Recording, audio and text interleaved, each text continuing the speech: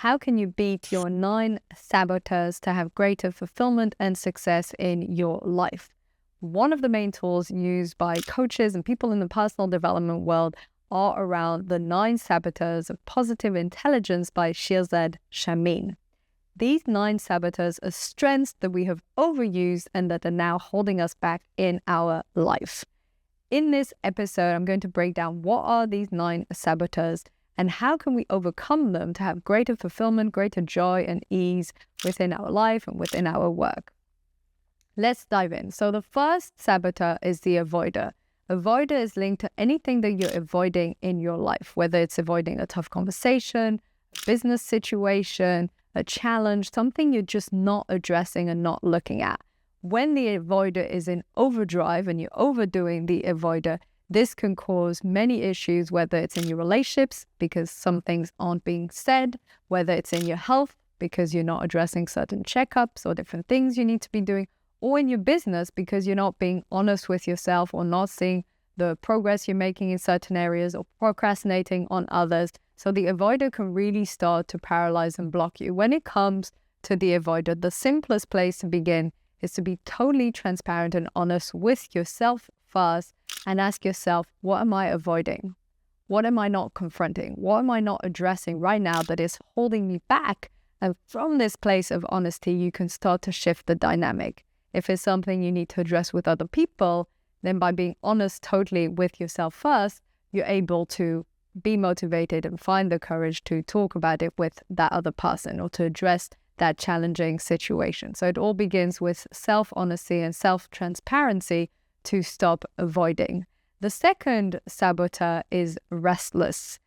Restless is when you simply can't sit in place. You always want to be in movement. You always want to do a million things at the same time, and you struggle with just sitting, being in silence, be calm, and this is a huge challenge. Now, obviously, being in action and movement is fantastic, but overdone, and it leads to this restless saboteur. This can prevent you from having more introspection, more reflection in your life. I did a previous episode talking about having a think day or think week, which is extremely useful. That's also the ability to not be in that constant busy mode and to being able to be more introspective, to reflect more strategically on yourself and the business so that you're able to take strategic moves. The best way to deal with the restless saboteur is by practicing a little bit at a time, being a little less restless, so a little more calm.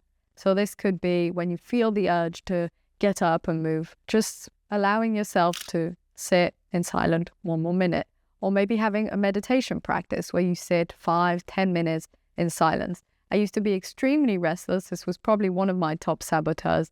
And by practicing meditation every day, it definitely helped me to feel more grounded, more calm. I'm far more able to sit in silence or wait a bit without feeling the urge to move quite so fast as I used to, at least. The third saboteur is the high achiever. Most of the people I work with are high achievers, and a lot of people think this is wonderful. They think it's fantastic to be a high achiever and to go for the moon, and they aim for the stars and you fall on the moon and want to achieve. And of course, it's amazing to be a high performer and to have a great level of performance and drive and excitement. But what often happens with high achievers, and I've done many episodes and blog articles on this topic, is they correlate their own self-worth with external results. They're always chasing accomplishments, achievements, rewards, awards, you name it, because they think, now I'm worthy. Now it's okay. Now I'm worth something. And obviously this leads to the arrival fallacy, where you never feel you're quite there yet and you always need to achieve more. And this makes you feel like you're not enough. And often in the long run, it can lead to very depressed and unhappy millionaires or billionaires because they've achieved, but they haven't enjoyed the journey. They haven't nurtured their relationship. They haven't always taken care of their health. It depends, because obviously some high achievers, part of the high achievement is linked to running marathons and being very healthy. So sometimes the health is okay. But overall, they just don't feel that happy. Because no matter how many accomplishments they get, it just doesn't fill that void within. So when it comes to high achievers, it's about being able to pivot from being so result-oriented to being a bit more present, to enjoying the process a bit more, to nurturing the relationships, the connection with yourself, connection with nature, being more grounded, more calm. And this has been a lot of my own inner journey as a high achiever. Is by far my biggest saboteur. And we can generally tell the people that have that sort of high achiever drive, that tend to do a lot of things, but they always have this sort of lack within, this sort of unhappiness, upsetness, because they think and believe that finally the next big accomplishment will make them feel happy, and it doesn't. So it's all about how can you still take those actions and still make progress in your business, in your career, and things that are important in your life, all while appreciating what you have, having gratitude for where you're at, and enjoying the journey. It's a challenging one. That's why I coach people on it, because I've worked on it a lot myself. So this was the third saboteur, the high achiever. The fourth one is the perfectionist. And in the language of Shirzad Chamine, the positive intelligent, he calls it the stickler. Perfectionist, we're all familiar with this, but this is when we believe that there's a certain standard to which we must abide. It's very similar to the high achiever. The difference between the high achiever and the perfectionist is that high achiever is accomplishment driven specifically, whereas the perfectionist is more quality driven. And this means that it's less about how much in terms of quantity, it's more about the quality and how perfect it is, and if it fits the right way, if it looks how it should, if it fits all the ticks in their mind, so it's totally the right way of doing things. And again, all of the saboteurs are initially strengths that have turned into blockages, because it's fantastic to have high quality output, just like it's great for the high achiever to have accomplishments. But it's when it becomes so much that if you're a stickler and perfectionist, very often analysis paralysis, you simply can't get started because it's not good enough. Also low self-esteem, because nothing is ever quite right, nothing is ever quite good. And a lot of inner self-critic, very harsh inner critic, very harsh also with high achievers, very high inner critic. But with perfectionists, I have many friends that are very perfectionist. It's very strong self-critic, because they're always looking everywhere for the cracks and the faults and the mistakes and things that aren't quite right. So it leads to very inner rigidity and not allowing yourself to explore different pathways, not allowing yourself to fail because it needs to be perfect. And we need to keep in mind all of these saboteurs we have developed as a way of protecting ourselves. And this means that there's a belief behind all of them. And the belief is, if I'm always in movement as the restless, then I'll be okay. Or if I avoid all the hard conversations as the avoider, then I'll be fine. Or if I get loads of accomplishments, the high achiever, then I'll be at peace. Or if I do everything perfectly, it'll be okay. And unfortunately, it's a lie. It's not true. You can do everything perfectly and it doesn't turn out okay. You can pitch that perfect application for a job and still not get taken. So there you are, spending 10 times the amount of time because you're so afraid of getting rejected. So you put in a lot more time if you overcome analysis paralysis, and then you finally pitch it and you don't get it, on top of being perfectionist. Now, the mistake the perfectionists make is, I didn't do it quite perfectly enough. Let me do it more perfectly next time. Whereas maybe it just wasn't a good fit. Maybe there's a better opportunity for you around the corner. This is with pitching a job, but it's the same with everything, whether it's in health or running your own company or a relationship. There is no perfect, there's high quality, and then you do the best you can and you show up. But that's really all that there is. And it might still not work out, even if you do it as best as you can. And it's being okay with that. And if you're able to be okay with that, if you're able to be okay with failure and rejection, which is a whole other dynamic and topic, but get used to it and be more accepting of it and not fear it so much, then the perfectionist diminish, because it's really just a form of protecting yourself. The fifth saboteur is pleaser, people pleaser. This is a very tricky one. Many people pleasers. We all are up to a certain point, unless we are psychopaths. We want to please other people. And this is because we are social beings. We want other people to be happy, and it makes us feel happy. And this is a great asset. It's a great quality. It's fantastic to be generous and caring for other people. But obviously, people pleasing, it comes to the detriment of your own self-worth, of your own needs and what you value and what's important for you. So if you're chronically always putting other people's needs first above your own, this can lead to low self-esteem. It can lead to you feeling empty. It can lead to you feeling not aligned. So there's a balance to be had. Here, it's really about being okay with other people maybe not needing your help, or maybe valuing your own needs first for a while, or alternating, or if something really doesn't feel right, having the courage to be assertive and to stand up for yourself and allowing yourself to say no when it doesn't feel right. And this takes a lot of practice. Many people who are people pleasers struggle because they feel if they do not please the other person, then the other person won't love them, will reject them, will be angry with them, or it will just break the harmony of your relationships. Whereas it's the opposite. If you're someone who has people-pleasing tendencies and you're able to overcome them, often what happens is other people will respect you more.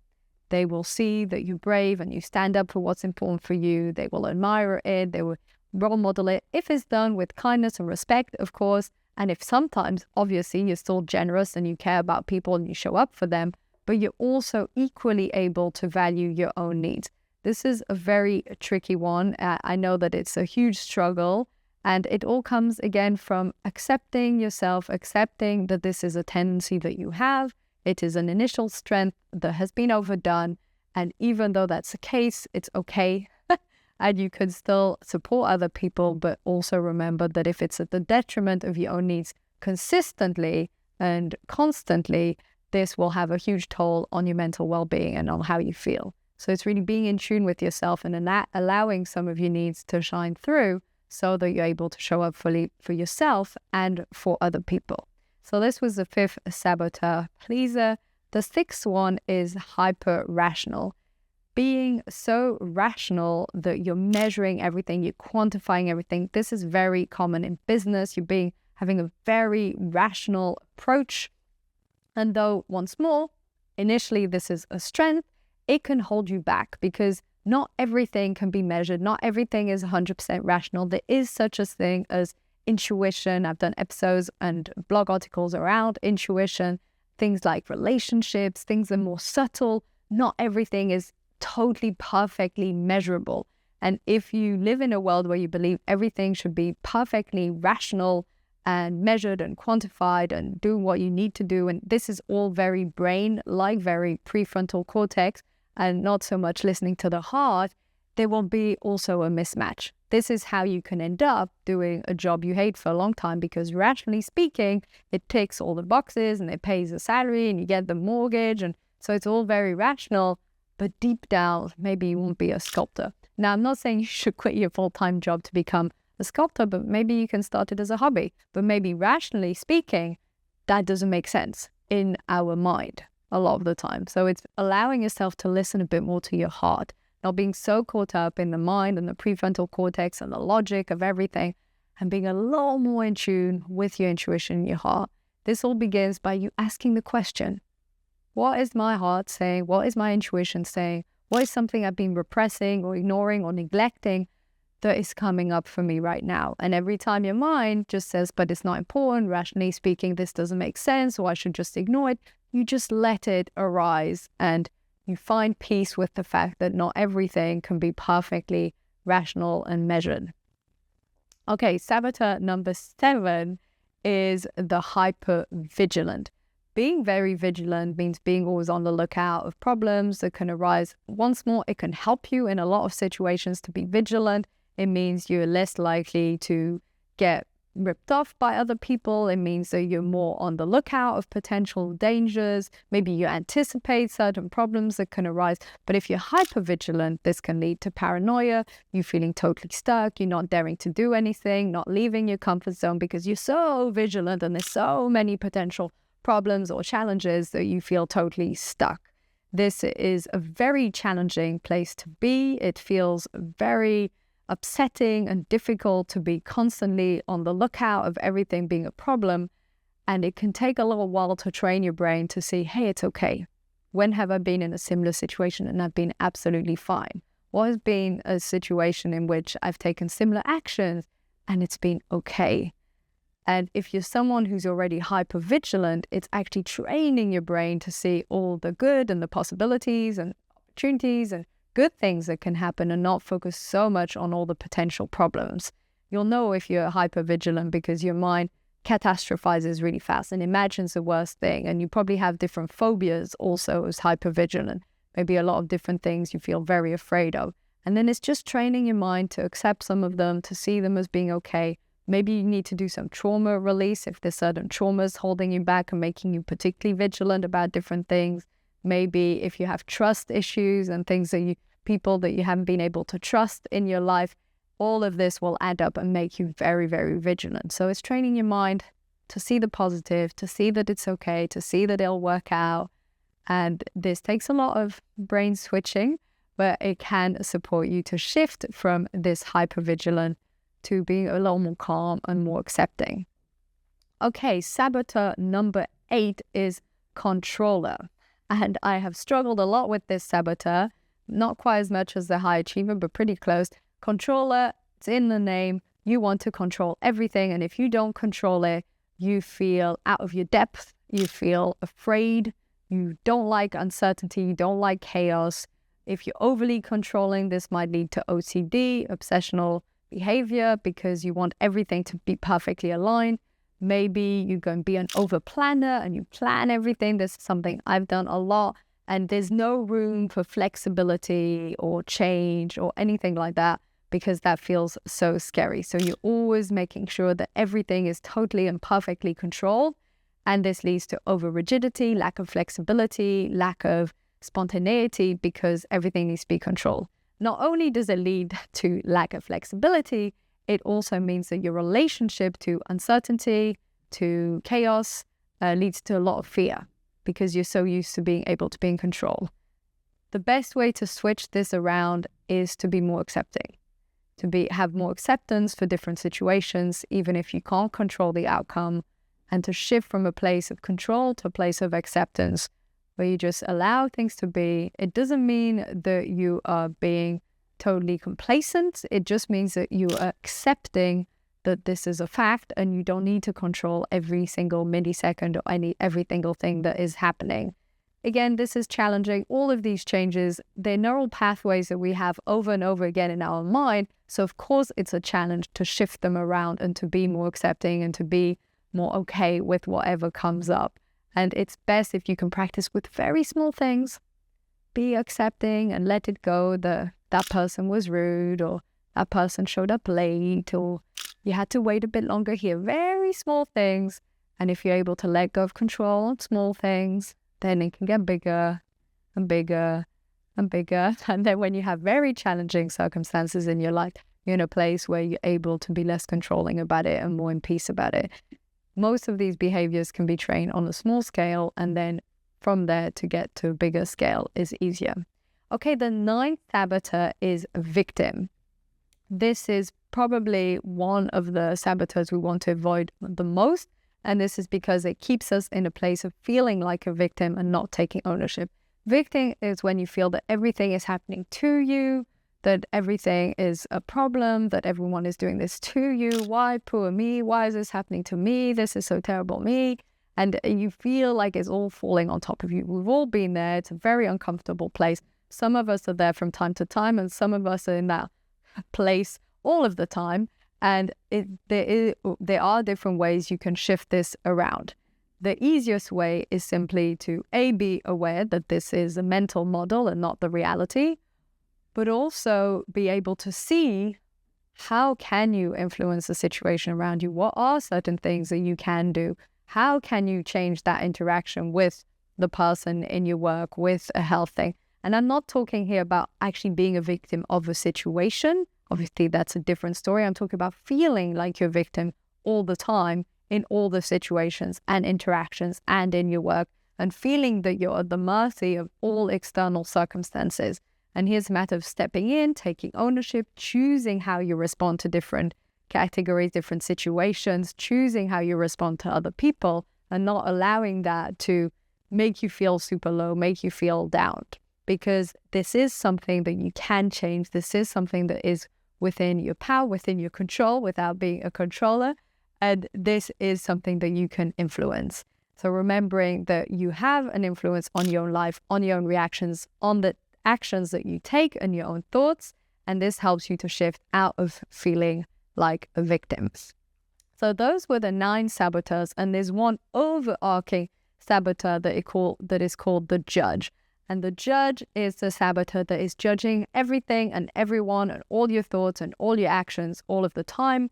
And the best way to remove the judge and to feel more at peace is to get to a place of compassion and curiosity and to look at all of these different frames, all of these mental pathways and perspectives, and be curious. Oh, right, there's a restless showing up. Oh, this is coming up. And just seeing them with acceptance and with curiosity without judging each and every one.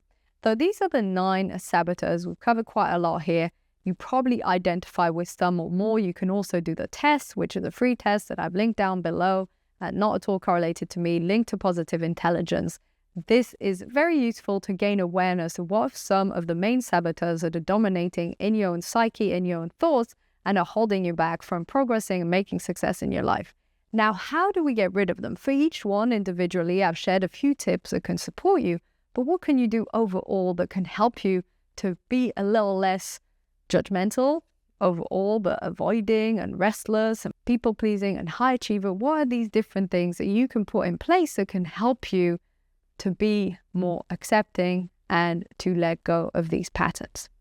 The best place to begin is to catch the saboteurs. So when you notice that you're being restless, when you notice that you're stepping into a high achiever mindset where you're associating accomplishments with your self-worth, when you notice you're being overly perfectionist or you're people-pleasing someone, have that awareness. Simply just know, oh, that was me stepping into pleaser mode, or, ah, interesting, that was my perfectionist kicking in, or, I can see that was my hyper-rational, interesting, or, I noticed in that talk that I was speaking from a place of feeling like a victim.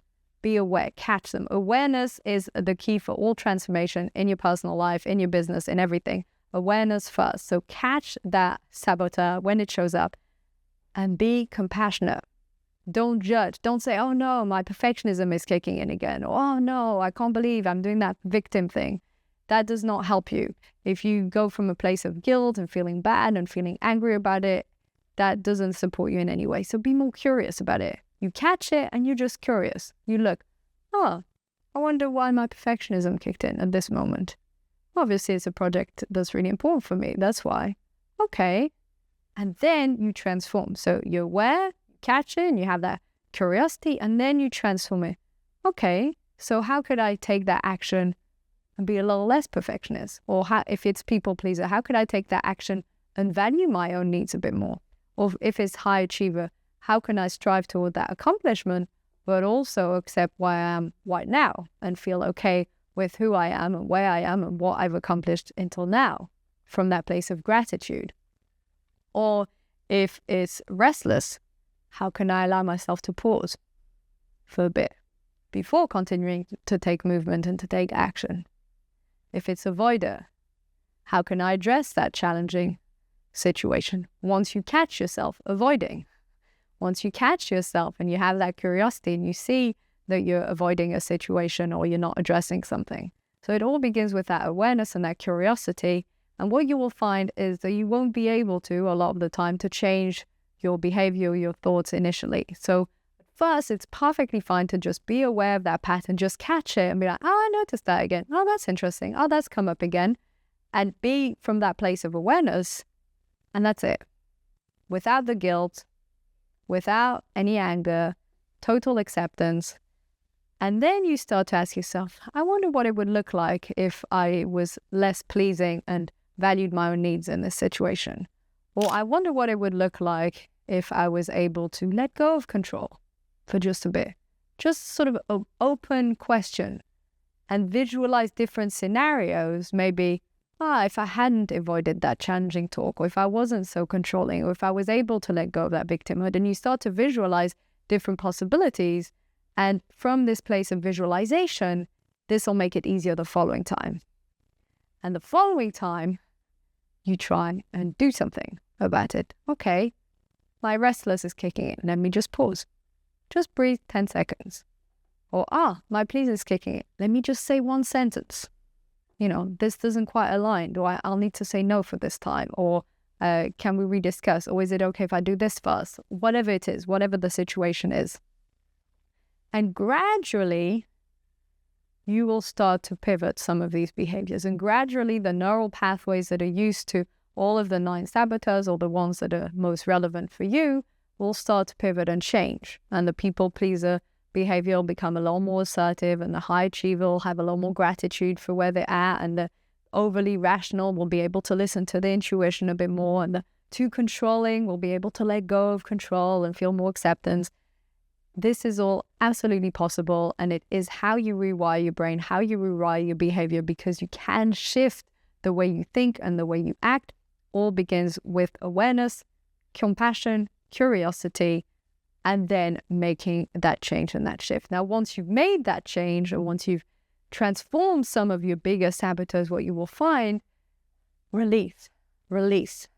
It's not comfortable to be chronically pleasing other people. It's not comfortable to be always super vigilant about everything. It's not comfortable to always avoid everything. Might feel slightly comfortable on the moment. Long term, definitely not comfortable. It's not comfortable to be super perfectionist and to feel everything isn't quite perfect all the time.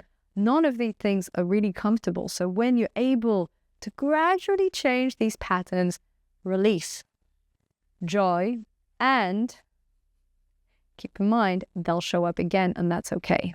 So you might work on a specific saboteur, different ones, and make great progress, be a little less rational and more in tune with your intuition, or be able to let go a bit more of control, or be able to not correlate your self-esteem with accomplishments. And then at one point, it'll come back again stronger, and that's okay, because they're neural pathways, they're ways that we think, they're just habits that we have in our mind, they're patterns. So when it comes back again, you know what to do. Awareness, I thought I'd worked on my perfectionism or people pleaser or avoider. It's back again. Interesting. Curiosity, what would it look like? And then you change your behavior and you allow yourself to do it differently. So it's okay. If it comes back again, it's just the same process. And then it's just, that's kind of the way you wired yourself for 20, 30, 40, 50 plus years.